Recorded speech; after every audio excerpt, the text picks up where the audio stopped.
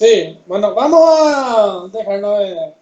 Vamos al artículo 1873 del Código Civil. ¿Quién puede leer? ¿Cuánto, profe? 1873, si no me equivoco. Los objetos inmateriales susceptibles de valor e igualmente las cosas se llaman bienes. El conjunto de los bienes de una persona con las deudas o cargas que lo gravan constituye su patrimonio. Excelente. ¿Qué entendemos entonces? ¿Qué son los bienes? Los bienes son las cosas materiales o riquezas de una persona. Cosas materiales o riquezas. ¿Y el patrimonio qué es? El conjunto de bienes de una persona con las deudas o cargas que lo agravan.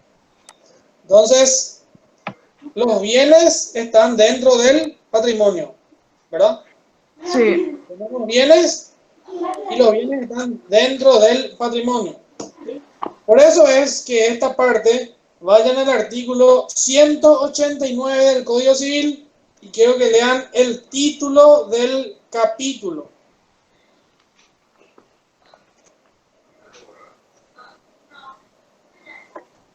De la comunidad de los bienes.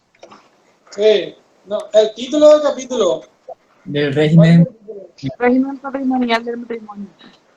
Régimen patrimonial del matrimonio. O sea, lo que vamos a ver acá son los efectos del patrimonio en el matrimonio. O sea, dentro del patrimonio que entran los bienes, pero también, como dijo Bruno, las obligaciones o las cargas. O sea, no es solamente lo que queremos, sino lo que no queremos también. ¿Entienden?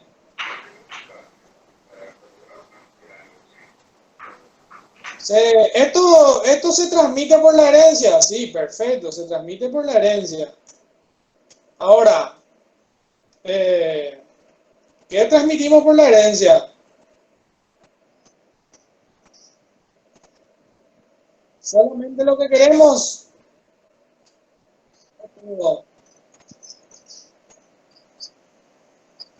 Derechos y obligaciones. O sea, el patrimonio, en otras palabras.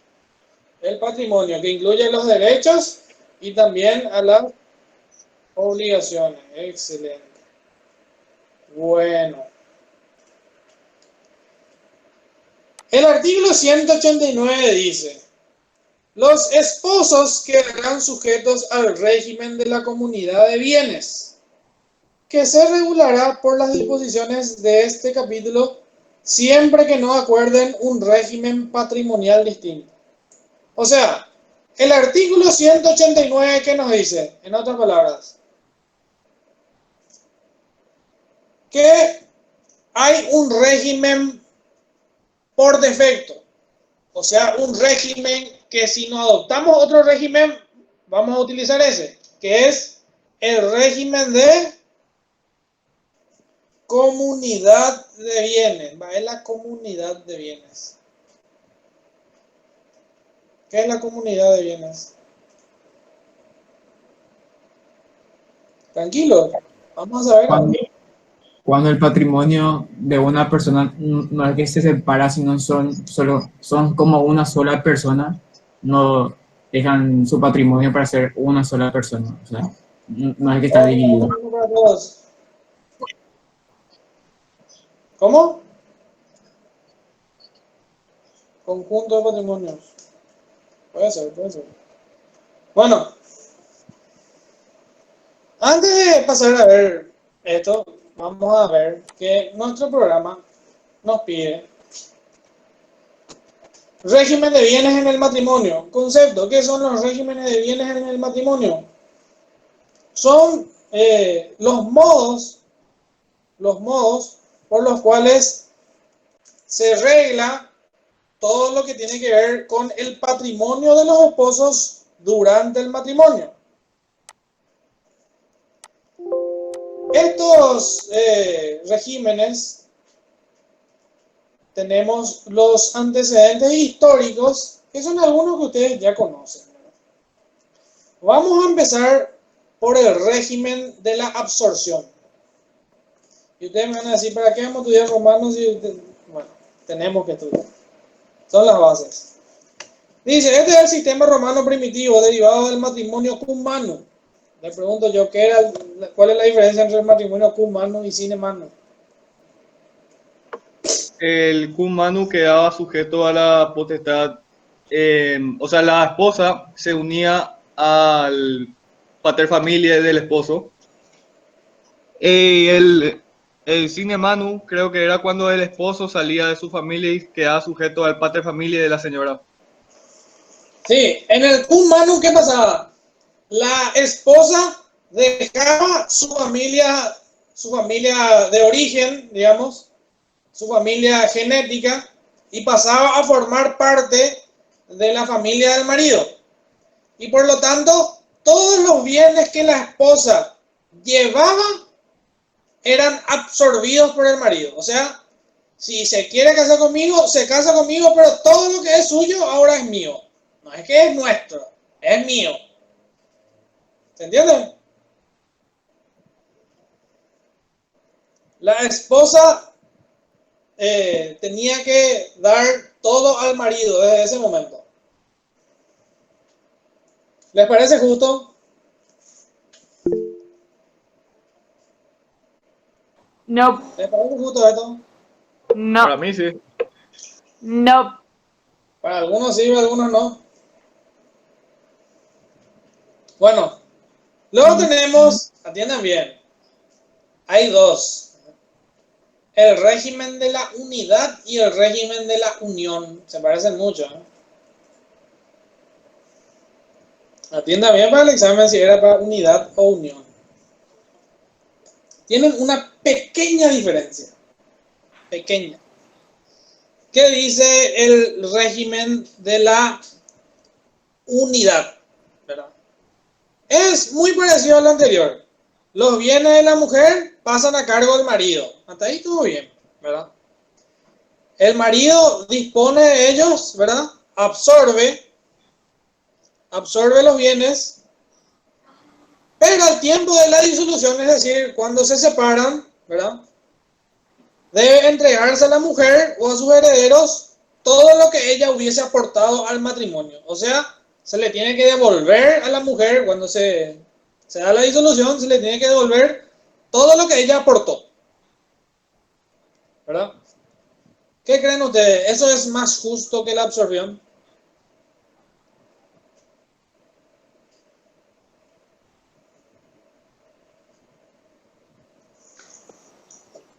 ¿Me escucho? Es más justo, pero no todavía 100% justo. ¿Todavía? ¿Qué tiene que darse para que sea justo?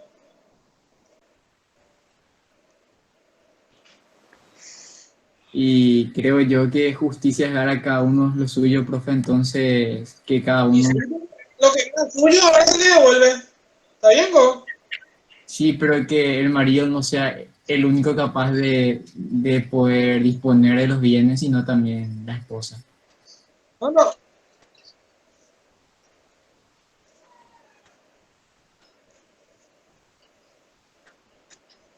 La igualdad de condiciones. Les voy a dejar que el doctor nos cuente una anécdota sobre eso. Yo tengo mi teoría de que ese sistema está bien, pero que también estaría bueno que se pueda elegir que tipo que tanto o el esposo o la esposa pueda elegir ser el que administre los bienes. Porque si los dos dirigen al mismo tiempo es medio quilombo. Y bueno, vamos a ver. El régimen de la unión. Régimen de la unión. Se produce también la entrega de los bienes de la mujer al marido. Pero, a diferencia de los anteriores, no se los entrega en propiedad, sino simplemente en administración. Y en la percepción de sus frutos. Cuando termina el régimen, el patrimonio se devuelve a la mujer o a sus herederos, previa deducción de los frutos cuyo goce pertenecía al marido. ¿Qué creen ustedes? Acá no es dueño, es administrador nomás el marido. Pero como administrador tiene derecho a los frutos. Ambas de las frutos. ¿Qué creen ustedes que son los frutos? El dinero que pueda generar. El dinero. No. O sea, como suelo decir en los exámenes, tu respuesta es correcta, pero es incompleta. Los frutos pueden ser de tres clases. Hay frutos naturales, frutos civiles y frutos industriales. Los frutos naturales son lo que ustedes conocen, la cosecha, lo de los árboles, esos son frutos naturales. O plantar un árbol y te produce. Y los frutos son cíclicos, es decir, yo saco de la planta un limón y dentro de un tiempo va a haber otro limón, ¿entienden? O sea, eso es cíclico. Esa es la diferencia entre el fruto y el producto, porque el producto no es cíclico. Cuando vos dinamitas una cantera para sacar piedra, no va a volver a crecer piedra, vos estás sacando la piedra y que termina ya ahí. Cuando se queda pelado, te vas a otra cantera. ¿Entienden? Esos son frutos. Y su diferencia con el producto. Luego tenemos a los frutos civiles. Y esos frutos civiles sí son lo que ustedes dicen, el dinero. ¿Y cuál es el fruto civil más común de todos? El alquiler. Yo tengo un inmueble que alquilo y cada mes se cobra el alquiler. Y eso que yo cobro es fruto civil. Y por último tenemos los frutos industriales, ¿verdad? Que se dan cuando convertimos materia prima en un nuevo producto, ¿verdad? Ahora bien, según este régimen de unión de bienes, el marido es mero administrador y tiene derecho a los frutos. Entonces, vamos a suponer que la esposa sea dueña de 3 inmuebles, se cobran, el marido administra, cobra los alquileres, pero de los alquileres no le da nada a la esposa, es todo para él, porque él tiene derecho a percibir los frutos. ¿Qué creen ustedes? ¿Es justo o no? Al final después se le devuelve todo lo que era de ella.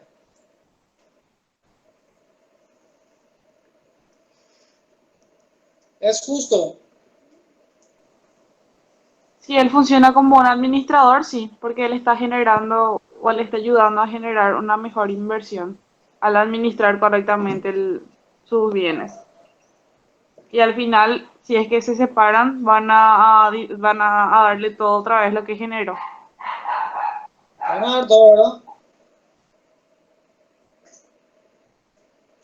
Entonces, parecería ser que es justo, ¿verdad? Régimen de la unión, ¿verdad?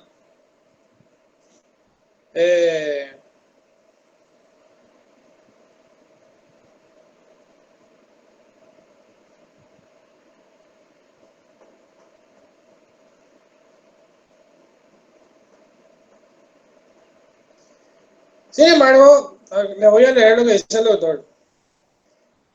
La práctica desaparición en el derecho contemporáneo de los regímenes de la unidad y de la unión se debe fundamentalmente a que atentan contra la igualdad de derechos de los cónyuges durante el matrimonio.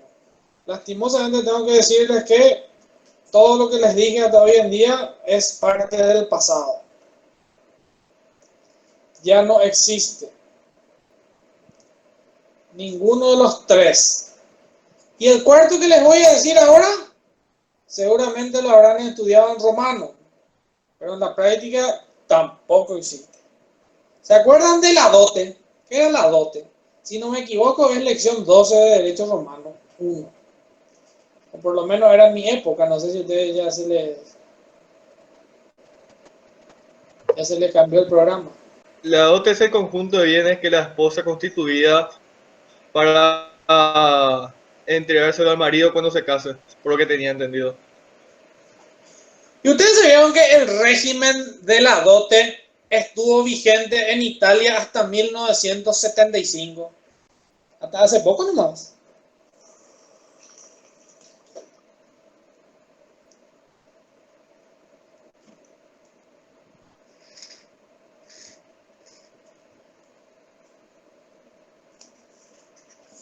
La mujer tiene que aportar todos sus bienes para el matrimonio, ¿verdad?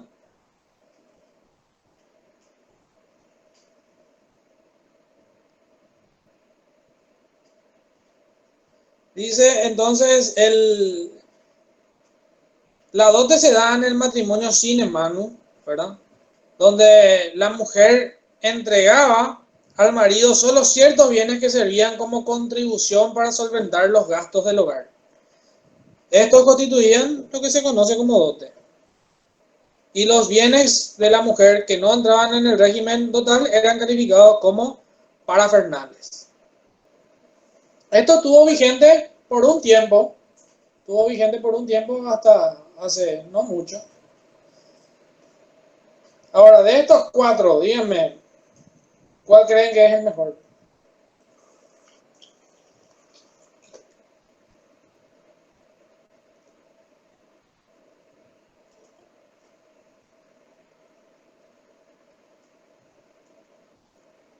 No les escucho. Creo yo que mejor entre los peores es el régimen de la unión de bienes, doctor, en donde es solamente poseedor y administrador, no es propietario. Dicen ustedes.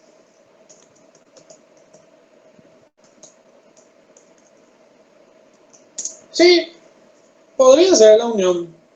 Podría ser. Bueno,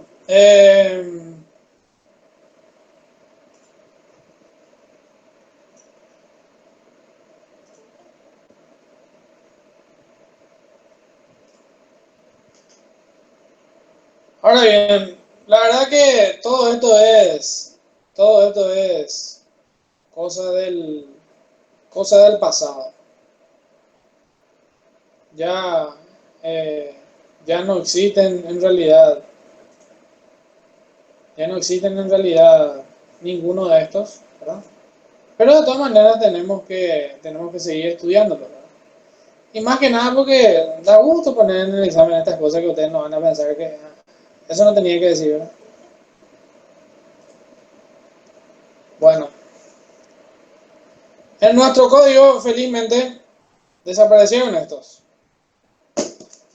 Y ahora es donde pasamos al derecho moderno, vamos a decir, todavía no vamos a decir actual. El 189 que leímos al inicio de clases decía, los esposos, 189 del Código Civil, los esposos quedarán sujetos al régimen de la comunidad de bienes que se regulará por las disposiciones de este capítulo siempre que no acuerden un régimen patrimonial distinto. De ahora en más, ustedes tienen que mirar su Código Civil y se van a dar cuenta que todos los otros artículos que no son el 189 que yo acabo de leer, todos, absolutamente todos, están derogados. Todos, ¿entienden? Todos, aparte del 189, están derogados. Y la cuestión es, entonces, ¿dónde está regulado el régimen patrimonial del matrimonio? ¿Creen ustedes? ¿Dónde está regulado entonces? En la ley 192. Exactamente, en la ley 1/92. Pero yo les quiero hacer una reseña histórica acá, que es así. El artículo 189 del Código Civil y todos los que hoy día están derogados estuvieron vigentes desde el año 1987 hasta 1992. Y ahí es donde se dieron cuenta de todos los problemas que significa esto, ¿verdad? En el Código de Vélez, el doctor ya le dijo la pasada, esto no se llamaba comunidad de bienes, se llamaba sociedad conyugal. ¿Y por qué sociedad? La sociedad, según lo que, no sé si dieron esa clase con el doctor o conmigo, la sociedad tiene un fin de lucro. ¿Y acaso todos los esposos tienen un fin de lucro?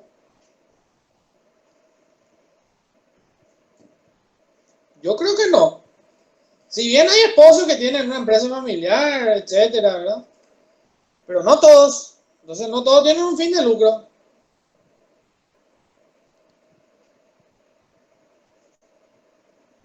¿O qué dicen ustedes?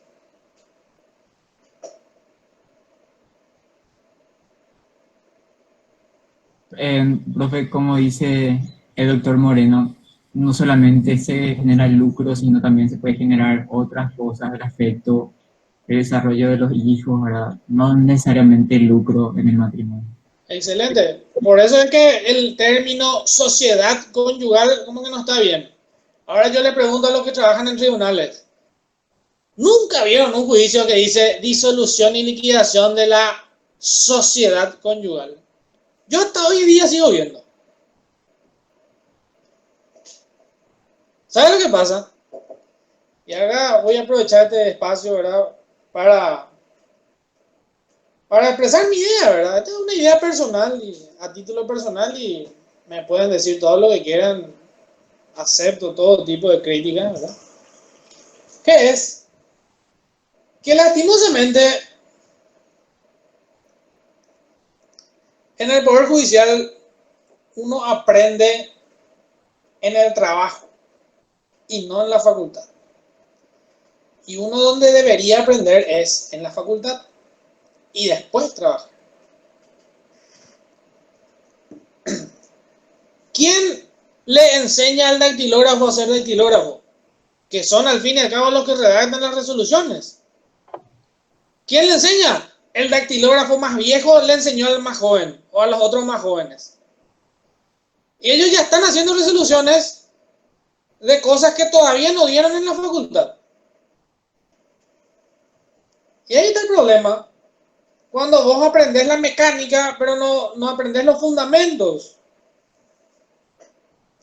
Entonces, puede ser, y hay muchos, que aprendieron de su maestro, y su maestro aprendió a través de su maestro empíricamente, lo cual no sé si está bien o mal, ¿verdad? Y muchos de ellos vivieron el régimen anterior, es decir, vivieron el régimen de Vélez. Por eso, acá en Paraguay, hay dos clases de abogados. Los abogados como nosotros y como ustedes, que ya solamente conocieron el Código Civil actual. Y los abogados que conocieron el Código de Vélez, ya siendo abogados, y tuvieron que luego adecuarse a nuestro Código actual. Y no se adecuaron tanto. Por eso es que varias cuestiones de nuestro Código, hoy día nosotros vemos que en tribunales se siguen aplicando normas de Vélez. Y eso es un fenómeno al que yo llamo los resabios de Vélez. Los resabios de Vélez siguen dentro de nosotros. Siguen dentro de nosotros. Ya no está vigente. Nuestro código cambió varios paradigmas con respecto al Código de Vélez. La sociedad conyugal, por ejemplo. Y hay otros ejemplos. El animus domini de la usucapión. Son cosas de Vélez. Hoy en día no debería ni siquiera analizarse el animus domini. Sin embargo, hay sentencias desde el último tribunal y hasta la Corte Suprema de Justicia que siguen analizando. Y después están las otras cuestiones, como por ejemplo, los que trabajan en el tribunal de apelación van a ver que por la puerta de cada miembro del tribunal dice tribunal de apelación en lo civil, en lo penal, lo que sea, ¿verdad? Tribunal dice. Pero en Argentina, ellos son camaristas, porque existe la cámara. En Paraguay no existe cámara. Pero los miembros del tribunal, ellos se autodenominan camaristas. Los camaristas en nuestro sistema no existen. Vos buscar la ley, ¿dónde está la cámara? Y no existe la cámara, existe el tribunal de apelación. Y así es donde nosotros los abogados de la nueva era nos damos cuenta de que nuestra contraparte a veces está menos actualizado que Internet Explorer. Así es. En materia de régimen patrimonial, el Código Civil, artículo 189, decía solamente los esposos quedarán sujetos al régimen de comunidad siempre que no acuerden un régimen patrimonial distinto. ¿Y cuál es ese régimen patrimonial distinto que podían adoptar? No lo sabemos. Si buscamos el siguiente, corresponde a la comunidad uso y goce, no entendemos, no encontramos. El artículo 195 decía, el marido es el administrador de los bienes de la comunidad, salvo las excepciones previstas en este capítulo. O sea, el marido es el único administrador. La esposa no tiene posibilidad de administrar nada, porque la ley dice. Imagínense lo que decía el Código Civil. El nuevo Código Civil. ¿Dónde están los derechos de igualdad entre el hombre y la mujer que dijo Raquel? Existía en este Código Civil que muchos de nosotros llamamos moderno. No existía. Ahora, eso sí, el 197 decía, el marido no podrá, sin la conformidad expresa de la esposa, hacer algunas cuestiones, ¿verdad? Perfecto.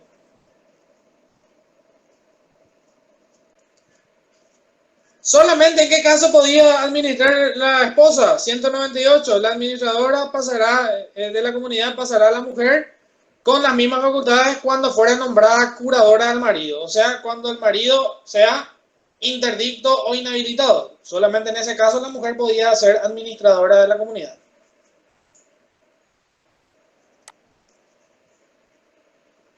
¿Entienden lo que decía el Código Civil?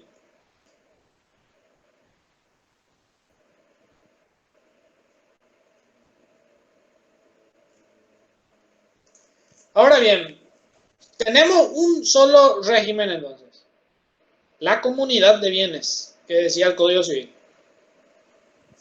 Pero en el artículo 204, todos estos artículos que le estoy diciendo están derogados. Con el doctor van a ver lo que está vigente. Todo esto que yo le estoy diciendo es historia. O sea, vayan ahora a decir, no, mi profesor dijo que la mujer no tiene los derechos. No es así. 204, derogado también, decía, después de celebrado el matrimonio, los esposos podrán convenir únicamente sobre lo siguiente: a optar por el régimen de separación de bienes o adoptar el de comunidad en su caso.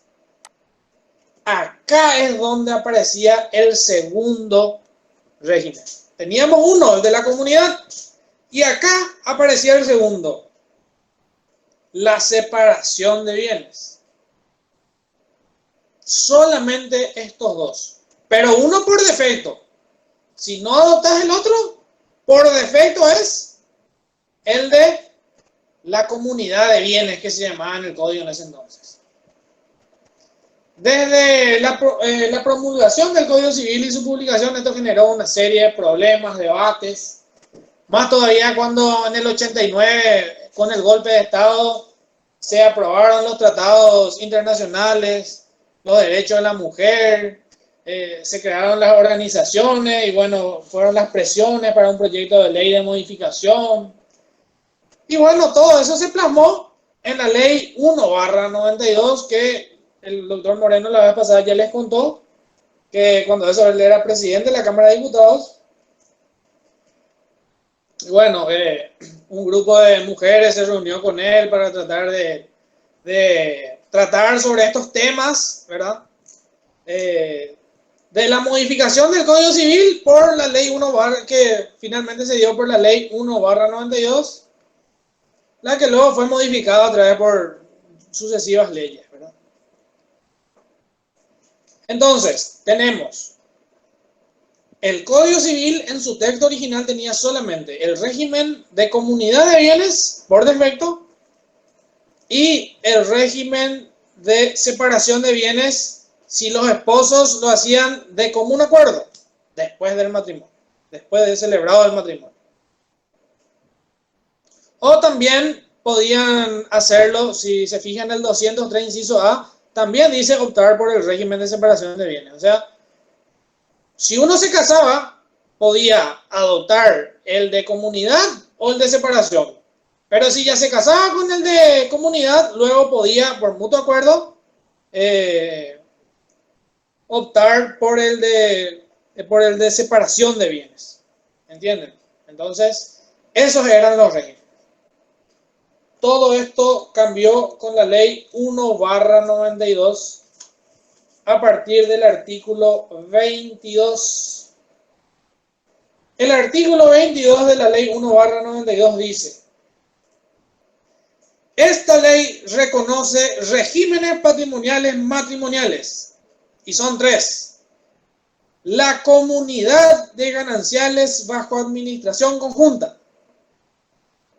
2. El régimen de participación diferida. Y 3. El régimen de separación de bienes. Estos 3 regímenes patrimoniales están vigentes hasta hoy en día. Los 3. Entonces, el derecho vigente es el artículo 22 y siguientes de la ley 1/92, según el cual existen 3 regímenes patrimoniales del matrimonio. Repito, la comunidad de gananciales bajo administración conjunta, el régimen de participación diferida y el régimen de separación de bienes. Ahora, ¿cuál es la diferencia entre los 3? La diferencia entre los 3 es el régimen de comunidad de gananciales bajo administración conjunta. Es un régimen donde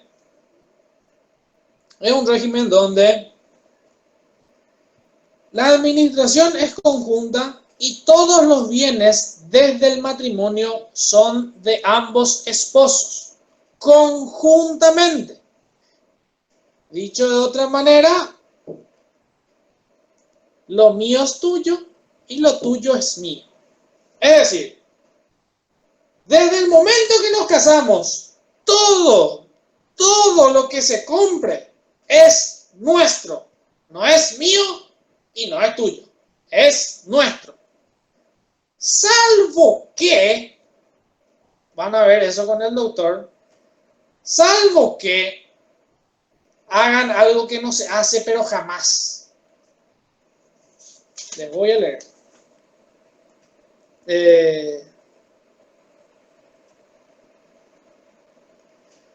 Vamos a suponer que yo de soltero tenía un auto, ¿verdad? Ahora, casado, ¿verdad? Casado, quiero cambiar mi auto propio. Entonces, yo de soltero tenía un auto. Ahora casado, quiero cambiar mi auto propio. ¿Entiendan bien lo que tengo que hacer? Supongamos que el dinero también es mío. Yo conseguí por algo mío. No tiene nada que ver mi esposa. Entonces, el auto es mío, el dinero es mío, mi esposa no tiene nada que ver. Atiendan bien. Dice, yo me tengo que ir con mi dinero propio. Puede ser que me regaló mi mamá o la herencia de mi mamá. En sustitución de un bien propio. Me tengo que ir con mi esposa. Y mi esposa, en el momento de firmar ante la escribanía, el escribano tiene que dejar constancia de la procedencia del dinero, ¿verdad? Tiene que verse que el dinero es propio. Que la compra es para mí y no para ella. Y que la cosa a la que sustituye, o sea, el auto nuevo que estoy comprando en sustitución del auto viejo, ¿verdad? Estoy sustituyendo el anterior, que era algo propio mío, y mi cónyuge tiene que firmar. Y ahí ella acepta que ese bien sigue siendo mío. Si no se hace eso, el bien es nuestro, no es mío, es nuestro. Por más de que sea mi auto de soltero y por más de que sea mi plata propia que no tengo nada que darle a ella. ¿Entienden? ¿Se hace esto? Les pregunto a ustedes. ¿Conocen algún caso donde alguien haga esto? ¿Haya hecho esto?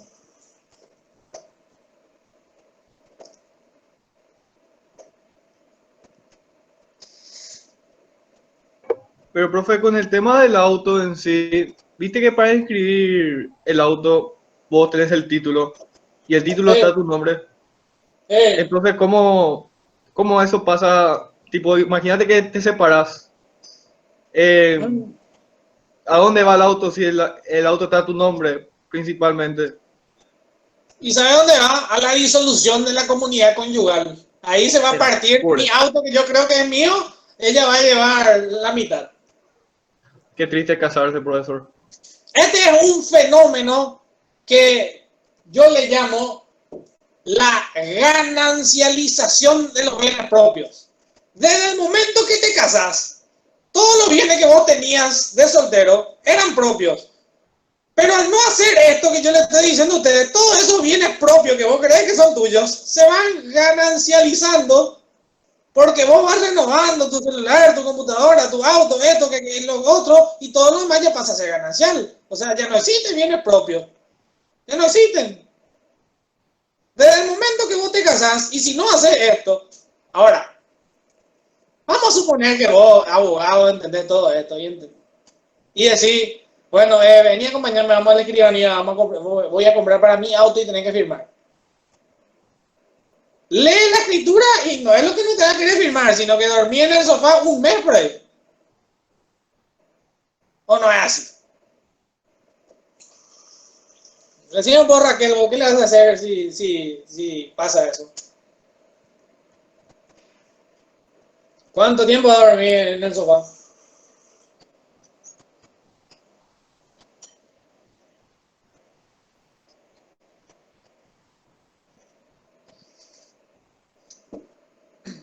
Si mi señora me llega a hacer eso, yo me divorcio al toque. Así es simple. ¿Sí? ¿Te divorcias al toque? Cero posibilidades que esté alguien así desconfiada. No puede ser que piense ya en divorciarse cuando estemos casados. O sea, vámonos. Bueno, entonces el régimen de comunidades gananciales.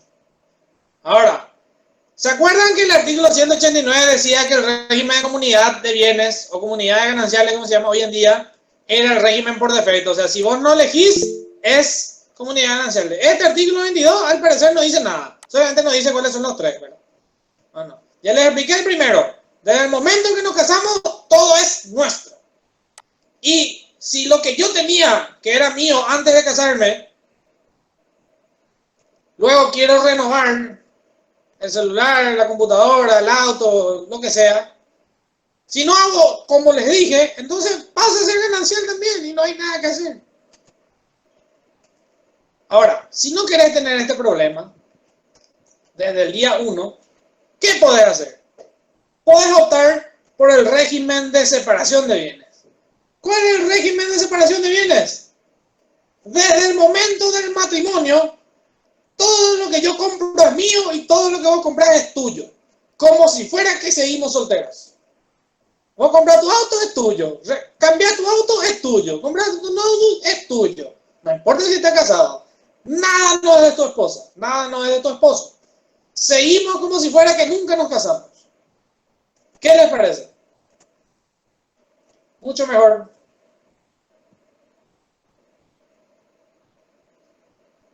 Imposible.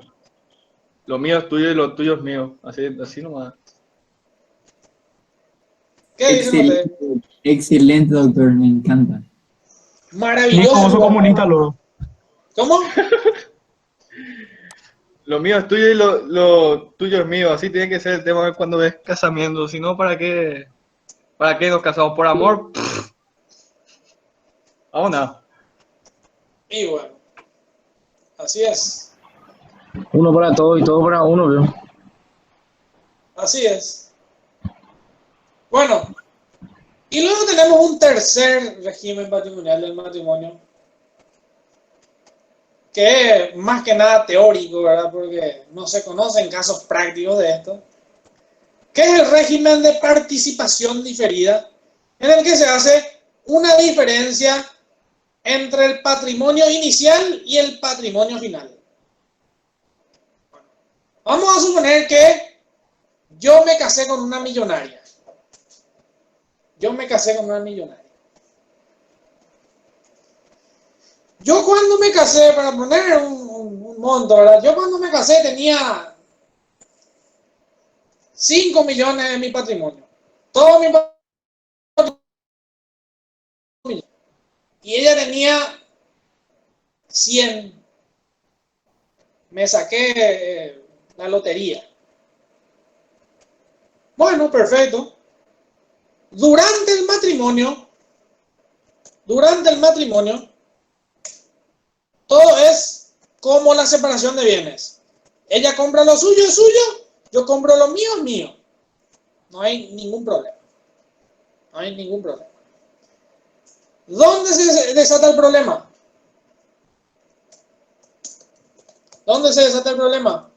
Cuando hay la disolución. Al momento de la disolución, se hace una diferencia entre el patrimonio inicial y el patrimonio final y se ve cuál es la ganancia que hubo durante el matrimonio. Supongamos, luego en el momento de la disolución, yo que tenía 5, ahora tengo 50. ¿Y ella cuándo le dije que tenía 50? ¿Cuándo le dije que tenía ella? Bueno, pongamos que ella tenía 50. Yo tenía 5, ella tenía 50. Ahora yo tengo 50 y ella tiene 150. 150 más 50, ¿cuántos son? 200. Los 200 simplemente dividimos entre 2. 100 para mí, 100 para ella. ¿Qué creen ustedes? ¿Es justo o no es justo?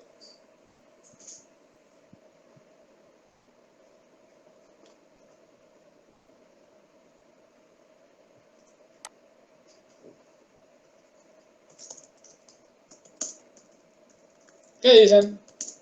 ¿Entendieron o no este último?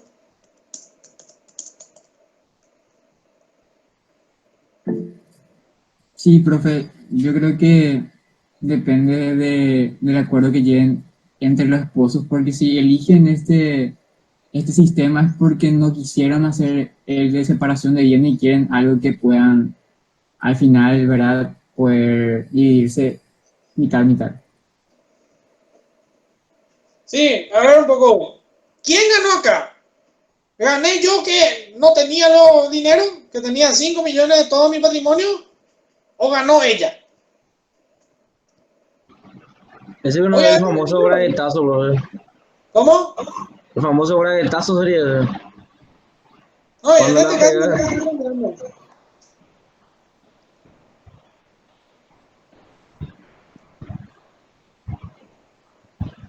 Bueno, vamos a ponernos ahora.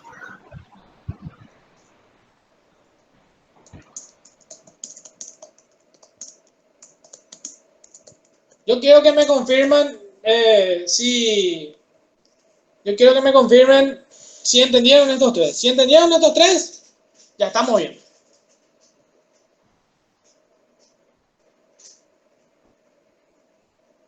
Estos tres regímenes patrimoniales del matrimonio.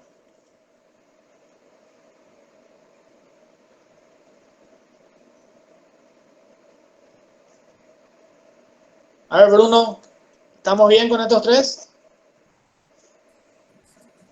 El de gananciales.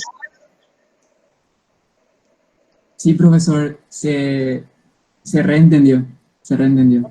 Después de esto les puedo hacer un dibujito de este último sobre los montos y les paso por foto para que ustedes puedan distribuir. Sí. Bueno, Tengo una ahora, pregunta, profesor, sí, decime. rápida. para el tema del patrimonio dentro del matrimonio, ¿en qué bienes entran exactamente? Tipo, ¿a partir de qué cosas entran? Por ejemplo, si yo tengo 70 libros y después supongamos que me divorcio, la mitad de eso se van a ir para ella o no entre directamente. Excelente pregunta.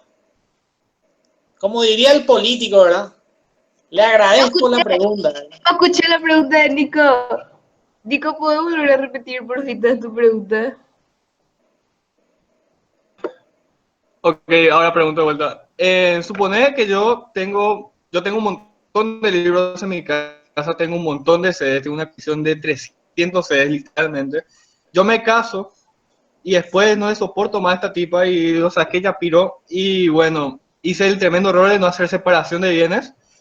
Y tengo la pregunta si es que después, cuando me divorcie, la mitad de los libros y la mitad de mis discos se van a ir para ella o yo me voy a quedar con eso. Bueno, ahora mismo está entrando a la conversación el doctor Moreno. Con él van a desarrollar lo que tiene que ver con las clases de bienes, lo que vos decís. Así que te traslado la pregunta a él porque primero van a dar con él que existen varias clases de bienes. Lo que vos decís es una de esas clases, no me quiero meter, así que ahora entra el doctor Moreno a la conversación. ¿Le tenés miedo a la pregunta? Profe, le tenés miedo al éxito.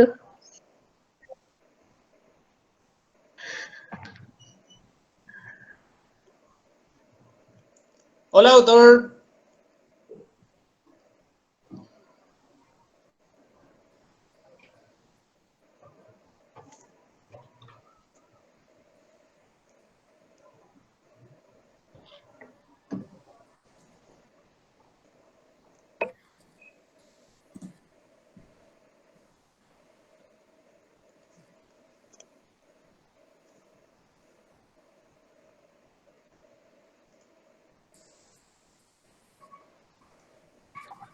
No se escucha.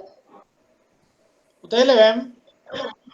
Ahora, ¿me escuchan? Ahí te Buenas vemos, doctor, te tardes, escuchamos. Sí. ¿cómo estás? Bueno, muy bien. ¿Hasta dónde llegaste?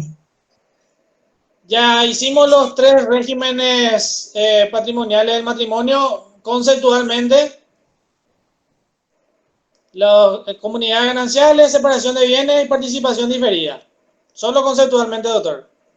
Bueno, perfecto. Entonces, partiendo de la base que se ha explicado ya los tres regímenes patrimoniales del matrimonio, sería importante ahora entrar a desmenuzar la categoría de bienes, que de esa manera vamos a comprender mucho mejor el tema en estudio. No es una cuestión fácil y exige un poco de atención en el sentido que hay temas que son complejos, hay otros que no, que son relativamente fáciles y para evitar ningún tipo de error voy a ir leyendo los artículos correspondientes explicando inciso por inciso cada uno de ellos. De esa manera creo que va a ser más fácil. Me pueden interrumpir cuando quieran para pedir ampliación o alguna explicación mayor a la que estoy dando. Entonces, cuando el oficial celebra el matrimonio, él tiene la obligación de preguntar a los esposos cuál es el régimen patrimonial al cual ellos quieren asistir o quieren participar. Y entonces ahí los esposos tienen la obligación de decirlo, de preguntar a los cónyuges, a los futuros cónyuges, cuál es el régimen que ellos aceptan. ¿Me están escuchando? Sí, doctor. profe. Porque apareció algo raro en la pantalla, entonces por eso le preguntaba. Bueno, cuando no lo dicen o cuando el oficial no pregunta, que es lo que generalmente ocurre, pues yo participé de varios matrimonios civiles y nunca escuché que el oficial público le pregunte qué régimen patrimonial quieren adoptar. Pero de todas maneras, si no adoptan ninguno, queda entendido que ellos van bajo el régimen supletorio que es el régimen de la comunidad de gananciales. Pero a fin de entender mejor, voy a seguir el orden de la ley, que me parece que no es el más adecuado, porque hubiera empezado por gananciales y sin embargo empieza por los bienes propios de cada uno de los cónyuges en el artículo 31. Y dice lo siguiente: son bienes propios de cada uno de los cónyuges. Primero, todos los que pertenezcan a la mujer o al marido al tiempo de contraer matrimonio. Todos los que pertenezcan a la mujer o al marido al tiempo de contraer matrimonio. De modo que todo lo que yo compré antes de casarme es un bien propio mío. Si compré un auto, es un bien propio mío. Si compré un terreno, es un bien propio mío. Si compré una casa, es un bien propio mío. Si compré acciones, si hice un depósito de ahorro, cualquier tipo de bien que yo haya adquirido antes de la celebración del matrimonio es un bien propio mío. Vamos a ver después la importancia que tiene que sea propio o que sea ganancial. En segundo, me parece que no necesita mucha explicación, una cosa muy clara.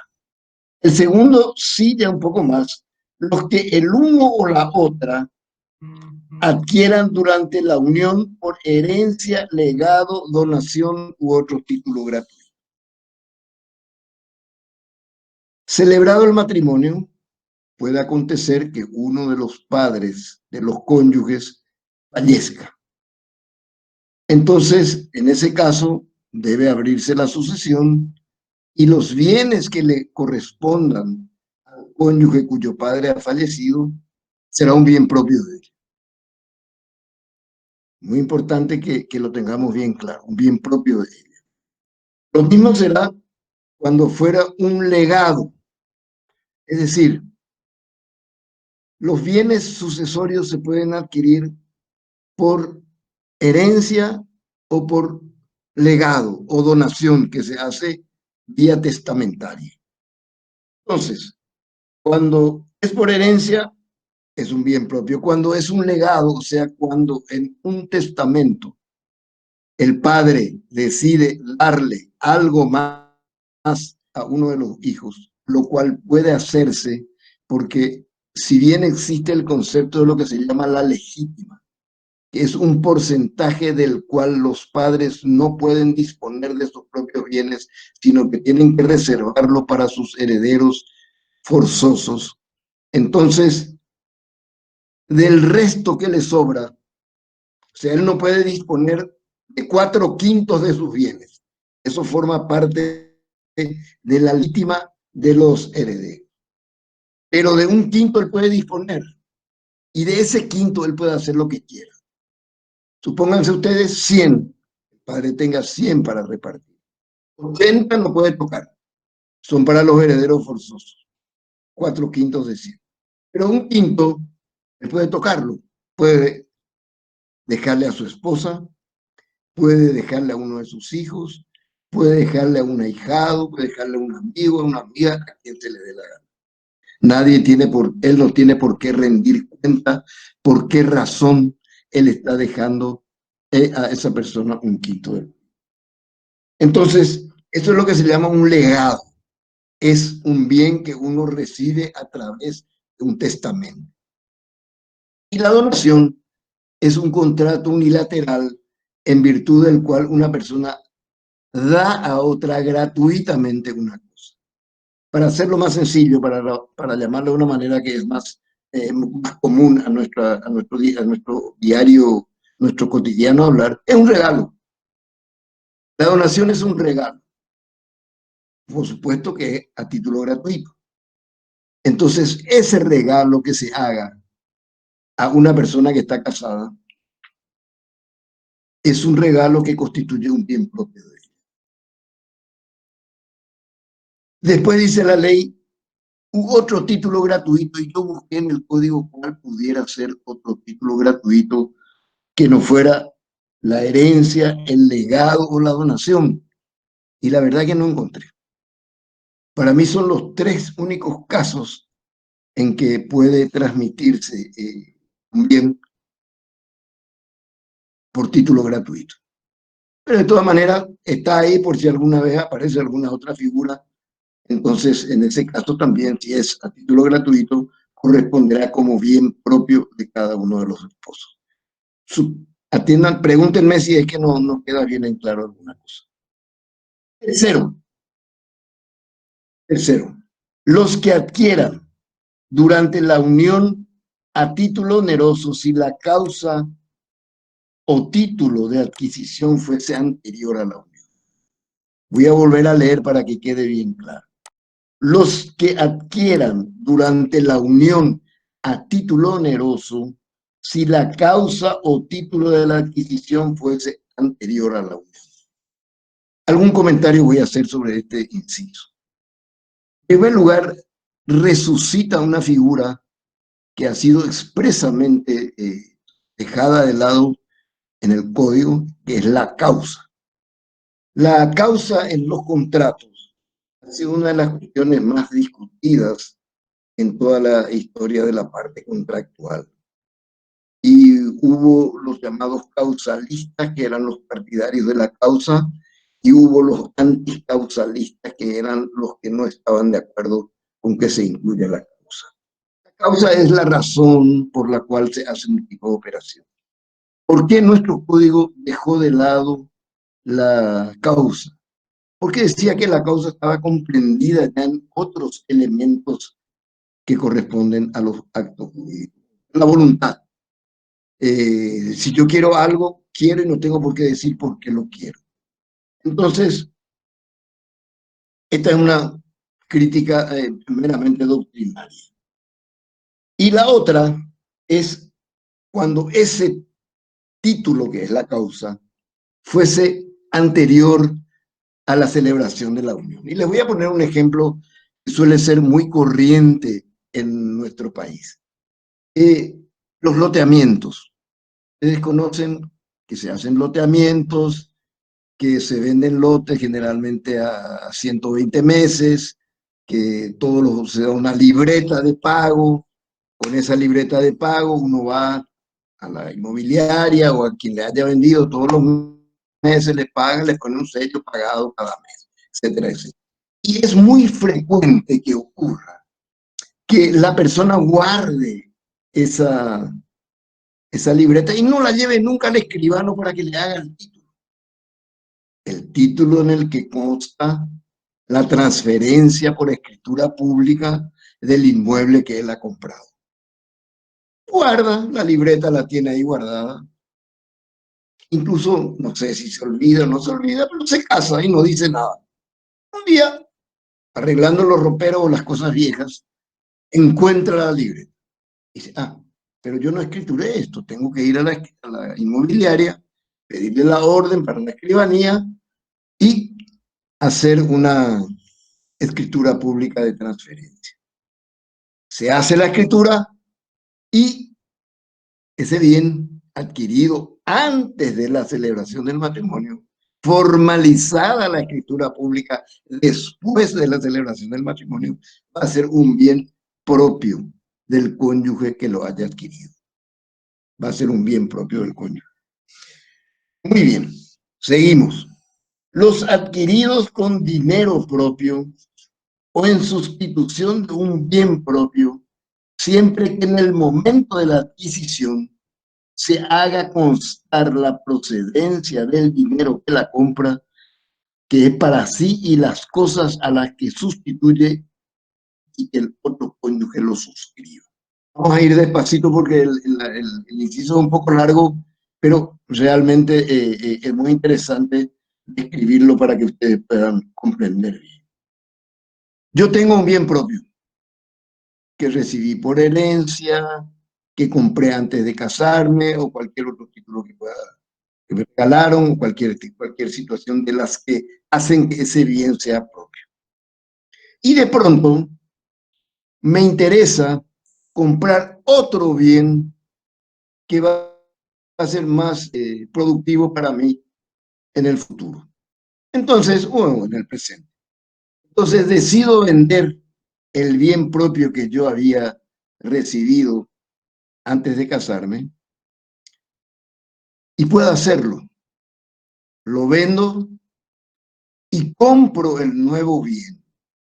Pero para que ese, atiéndanme bien porque esta es la parte fundamental, para que ese bien sea considerado bien propio, en el momento en que se hace la adquisición, cuando se establece o se formaliza la escritura pública de transferencia, es necesario, si yo digo, este es un bien propio mío, que compro con dinero propio, que proviene de la venta de un propio mío, de un bien propio mío, es tal bien y tengo que describir el bien inscrito en el registro general, la Dirección General de los Registros Públicos, bajo el folio tal, número tal, finca tal, etcétera, etcétera.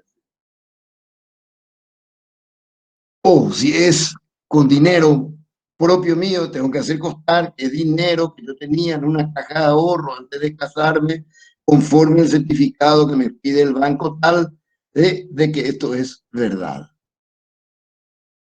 Entonces digo, esto bien propio lo compro para mí con dinero provenido al lugar, como les dije recién, y para que se consolide eso como bien propio, tiene que comparecer el cónyuge y tiene que decir, sí, es cierto lo que dice él y doy mi acuerdo a que eso sea así.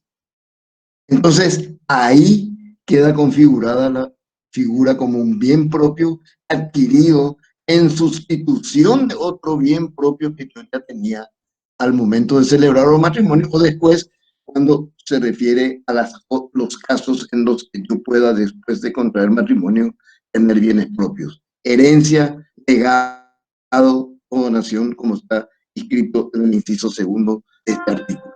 ¿Está claro? ¿No hay alguna pregunta? Si hay alguna pregunta, por favor me la hace. Quinto, la indemnización por accidentes o seguros por enfermedades, daños personales o de vida, deduciendo las primas si ellas hubieran sido pagadas con bienes. Puede ser que nosotros tengamos con mi señora esposa un seguro que nos cubre contra accidentes y etcétera, etcétera, etcétera. Muy bien, se produce el accidente, me atropella un auto, me rompe la pierna o me rompe la costilla, lo que sea. Entonces, yo le inicio una demanda de indemnización de daños a esa persona que me atropelló y me produjo el daño, que puede ser un daño emergente, producto del propio accidente que se realiza, los gastos que tengo que hacer, etcétera, etcétera, hospital, remedios, médicos, todo lo que sea, atención, etcétera. Pero además puede incluir el lucro cesante, el dinero que yo dejé de ganar cuando yo tuve el accidente. No pude ejercer la profesión, no me pude ir al tribunal, no pude hacer nada. Por lo tanto, durante 3 meses que me tardó mi convalecimiento, el que me produjo el daño me debe pagar una suma de dinero determinada. Muy bien, esa indemnización que cobro yo por un accidente que me pasa a mí, es un bien propio mío. Yo me rompí la pierna, a mí me dolió, no fue a mi esposa. A mí me lastimó, no fue a mi esposa. A mí me dejó sin trabajo, no fue a mi esposa. Por lo tanto, es un bien propio mío. Pero, tenemos que deducir de lo que yo voy a cobrar la prima que nosotros le pagamos a la compañía de seguro. Porque esa prima lo pagamos, como dice el inciso, con dinero de la comunidad de gananciales. Sacamos un dinero de la comunidad, pagamos el seguro y deducido eso cuando se produce el daño, deducido lo que le pagamos al seguro, de los 1.000.000 de guaraníes que yo voy a cobrar, nosotros pagamos 200.000 de seguro, tenemos que sacar 200 y yo me quedo con 800.000 por el accidente que me ha pasado. ¿Está claro? ¿Hay alguna duda, alguna pregunta, algo que quieran hacer? Cuando quieran, les digo que me interrumpan. Después, 6, los derechos de autor o patentes de invención. Imagínense, vi este libro, no sé si lo ven. ¿Lo ven? Este es un libro. Sí, Montar. doctor. Este libro lo escribí yo acá, ven, que está tapado nomás porque hay una llamada de atención. ¿Ven? Está tapado y ahí dice quién escribió. Tenés que subir un poco más nomás. No sé, ¿Eh? subí un ¿Y poco ahora? más. Ahí. Ahí está. Bueno, perfecto. Bueno, ven, este es el primer tomo, tiene 2 tomos. Me costó mucho trabajo escribir, muchos años, aprender todo lo que está ahí. Yo, exacto, yo. Esto, Muy bien, esta es la edición nueva, así que fabuloso. Sigan comprando, que es un corte comercial. Bueno, entonces, ese dinero que yo cobro como derecho de autor me pertenece a mí. Lo mismo, mi señora, lastimosamente no le puedo mostrar, es pintora. Tiene una cantidad de cuadros enormes que ha pintado en su vida. Pinta sobre porcelana, encima que es más difícil, se puede llevar al sol, a la lluvia, todo que no le pasa nada. Ella vende un cuadro, tampoco yo puedo pretender que ese dinero sea de los dos. El dinero es de ella, producto de su arte, producto de sus estudios, de años que tuvo que dedicarse para poder llegar a tener un nombre dentro de la pintura. Entonces, me parece muy claro, no hace falta explicar mucho lo que el código está queriendo decir. Porque habla de derechos de autor o patentes de invención. Y las patentes de invención son aquellas en virtud de las cuales uno va al registro de propiedad intelectual y dice, este anteojo lo inventé yo. ¿Y qué tiene de especial? Y tiene de especial tales y tales características que tengo que explicar para que sea una cosa original, que no sea una simple copia. Y entonces, eso queda patentado a mi nombre, eso. Y al quedar patentado a mi nombre, yo soy el dueño de la patente y nadie puede hacer un anteojo igual a este sin mi autorización y, por supuesto, pago correspondiente. Esto es muy frecuente, sobre todo en temas industriales, en temas químicos, farmacéuticos, es sumamente importante. Ahora ustedes están viendo con el tema del pandemonio, este que no es un pandemonio, no es una pandemia. Bueno, este pandemonio, ustedes ven que hay mucha gente que está trabajando, muchos laboratorios, muchos ingenieros, muchos químicos, genetistas, están trabajando para encontrar una vacuna o un remedio eficaz contra esta enfermedad. El día que alguien descubra eso, lo patenta, y solamente él puede producir o él puede autorizar que otro produzca mediante el pago de una suma o si quiere regalárselo, puede hacerlo, no hay ningún impedimento para que eso sea así. Doctor, Sí, y en el caso de que, por ejemplo, la patente sea a perpetuidad, no, la patente nunca es a perpetuidad, tiene 15 años de duración. A los 15 años pasa a pertenecer a toda la comunidad. Por y eso si que, es, por eso es que los laboratorios producen todo lo que pueden durante 15 años para recuperar el dinero que han invertido para poder descubrir tal o cual medicina. Importantísimo. Ustedes verán que no es una cuestión fácil, que en este momento creo que hay 80 o 100 laboratorios en el mundo que están tratando de descubrir alguna cosa y están gastando dinero. Ese dinero generalmente proviene de las empresas químico-farmacéuticas, productoras de remedios. Y entonces ellos invierten. Obviamente quieren recuperar después y se le da 15 años de plazo para que ellos recuperen y tengan sus utilidades correspondientes. Entonces, es una cuestión también muy lógica que ellos puedan quedarse con ese dinero. Después, los aumentos materiales que acrecieren a un bien propio formando un solo cuerpo con él. En una casa, como les dije, que compré de soltero y El día de mañana yo estoy alquilando esa casa, viene el inquilino y me dice, ¿sabe que yo necesito un dormitorio más porque tengo hijos? Muy bien, le voy a hacer el dormitorio, le hago el dormitorio, esa pieza aumenta el valor de la casa que tenía y ese aumento del valor crecido al inmueble que yo tengo se convierte también lógicamente en un bien propio. ¿Es un bien propio? Sí. ¿Proviene, está adyacente al bien propio? Está. Por lo tanto, es un bien propio. Pero muy bien. Pero atiendan porque después viene la complicación. Dice, después dice las pensiones, renta vitalicia y jubilaciones a favor de uno de los cónyuges anteriores al matrimonio. Atiendan bien esto porque es interesante. ¿Qué son las pensiones? A ver, ¿quién de ustedes me puede decir lo que es una pensión? Ayúdenme. ¿Qué es una pensión? ¿Qué es una jubilación? A ver, vamos a ir por ahí a ver si por ahí encontramos alguna.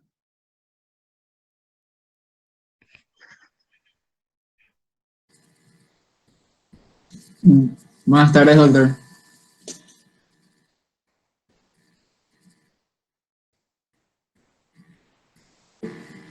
Ah, sería colgado.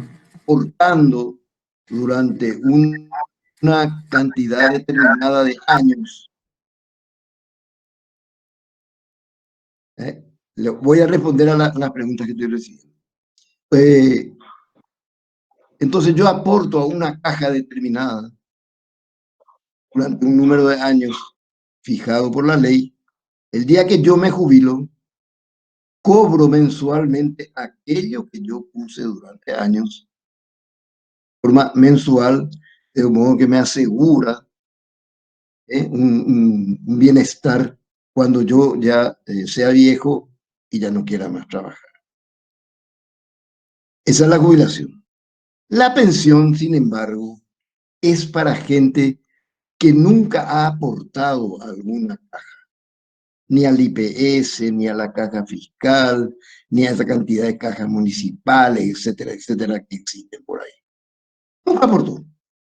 Pero es una persona que se ha dedicado a obras de bien común o a obras de carácter cultural de muchos años y llega a una edad en que ya no puede trabajar y se encuentra que no tiene trabajo, no tiene jubilación, prácticamente no tiene nada. Entonces, el Estado, en reconocimiento a ese trabajo que ha hecho, le otorga lo que se llama una pensión graciable, una pensión graciable, que debe ser hecha por ley de la nación y que es una de las excepciones a la generalidad de las leyes porque es una ley que afecta a una sola persona. Entonces es una ley especial para una persona determinada que ha durante años hecho alguna, vamos a poner un músico, vamos a poner un escritor cultural, vamos a poner un literato, vamos a poner un divulgador cultural y nunca aportó. Y bueno, hay que darle algo porque si no se va a morir de hambre. Ha hecho un gran beneficio. Nos hemos solazado con la música que él compuso o con la música que él ejecutaba. Entonces, de alguna manera, le retribuimos eso que ha hecho. ¿Qué son las rentas vitalicias? La renta vitalicia es un contrato en virtud del cual yo le digo a una persona, bueno, yo te voy a comprar tu casa y te voy a pagar una suma mensual hasta que te mueras. Yo te voy a pagar 100.000, 200.000 guaraníes por mes. Hasta el día que vos te mueras, vos vas a cobrar eso. Entonces, eso es lo que se llama un contrato oneroso de renta vitalicia.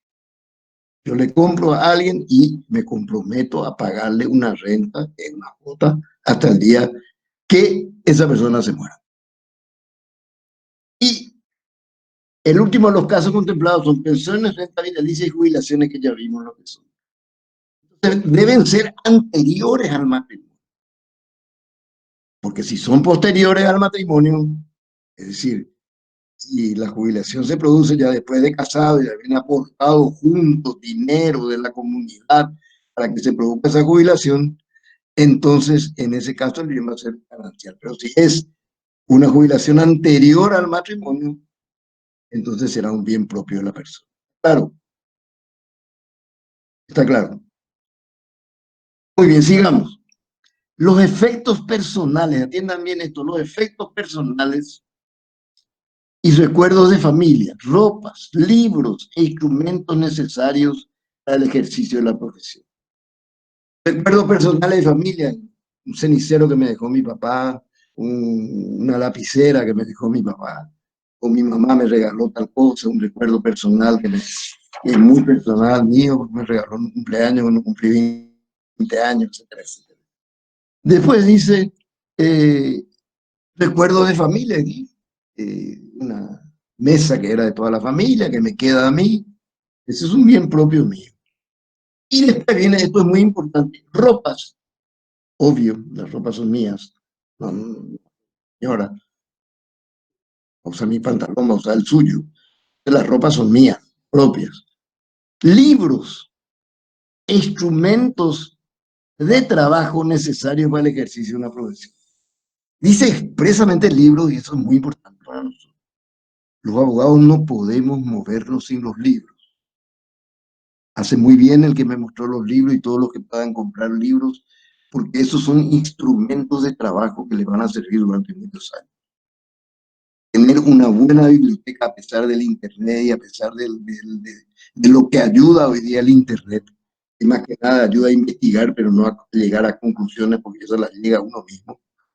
Entonces, ven ustedes que son cuestiones muy, muy importantes. Instrumentos de trabajo. La señora es costurera, tiene una máquina de coser. La máquina de coser ella está trabajando todos los días, está produciendo. Entonces, ese bien es un bien propio de ella. Las indemnizaciones por daños sufridos en un bien propio. Supónganse ustedes que yo tenga una casa propia, esta casa esté asegurada contra incendios, un día se incendia, el dinero que yo cobro por la indemnización que me va a pagar el seguro, un bien propio mío, que proviene de un bien propio. Y por último, este es el más complicado de todo, aparentemente no lo es, si ustedes atienden van a ver que no lo es. El aumento de valor de un bien propio por mejoras hechas durante la comunidad y con bienes gananciales, dándose el derecho al resarcimiento para el que no fuera titular de él. Vamos a volver a la casa que yo tenía de soltero. Y durante el matrimonio, nos vamos a vivir a la casa durante el matrimonio, la casa de cuando yo era soltero, tenía un dormitorio, un baño, un comedor, pero empezamos a tener hijos, necesitamos más dormitorios. Entonces, vamos haciendo con el dinero de la comunidad, vamos haciendo una mejora y otra más, después necesitamos un corredor, después necesitamos un escritorio para los chicos, después necesitamos un estar para reunirnos todas las horas, vamos agregando cosas. Entonces, ese aumento del valor que tiene el bien propio durante la vigencia de la comunidad va a ser un bien propio mío, pero el cónyuge tiene derecho al resarcimiento, es decir, si gastamos 300, 400, 500 mil guaraníes en las mejoras que nosotros hacemos, el día que nosotros tengamos que vender esa casa, tenemos que deducir previamente lo que invirtió la comunidad de gananciales, que son 500 mil guaraníes, y luego le va a tocar al titular del bien propio el resto. ¿Está claro? ¿Está claro? Una pregunta, profesor. 2 y 3 también, si quieres. Con respecto a ese último punto, supongamos que para las reparaciones o cambio de infraestructura, solamente uno de los cónyuges aportó dinero. ¿En ese caso también se divide? Claro, porque no hay uno de los cónyuges o dos de los cónyuges, salvo que el cónyuge, y en mi calidad de presidente de la Academia Paraguaya de la Lengua Española tengo la obligación de decirle que se dice cónyuge y no cónyuge. Cónyuge porque no hay una U entre la G y la E. Entonces es cónyuge. Cónyuge como dice la mayoría de la gente. Cónyuge. Perdónenme